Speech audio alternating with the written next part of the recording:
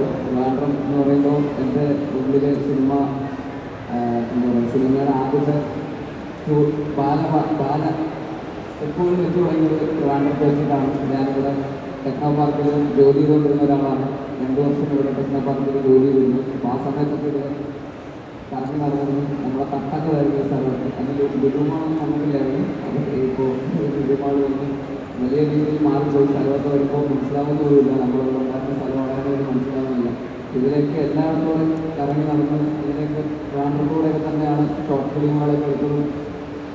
ആ സമയത്ത് ജോലി ഷോർട്ട് ഫിലിമും സിനിമയും മറ്റ് കലാപരിപാടികളൊക്കെ ആയിട്ടൊക്കെ ഉണർത്ത് നടന്ന സ്ഥലമാണ് ട്രിവാൻഡ്രം. അപ്പോൾ ട്രിവാൻഡ്രം എൻ്റെ പേഴ്സണൽ ലൈഫിലും എൻ്റെ കരിയറിലും ഒക്കെ ഒരിക്കലും വേർപെടുത്താനാവാത്തൊരു ഒരു സിറ്റിയാണ് ട്രിവാൻഡ്രം എന്ന് പറയുന്നത്. അതുപോലെ ഞാൻ പഠിച്ചത് ഇവിടെ ചാവടിമുക്ക് ഗവൺമെൻറ് എഞ്ചിനീയറിംഗ് കോളേജിലാണ്. CET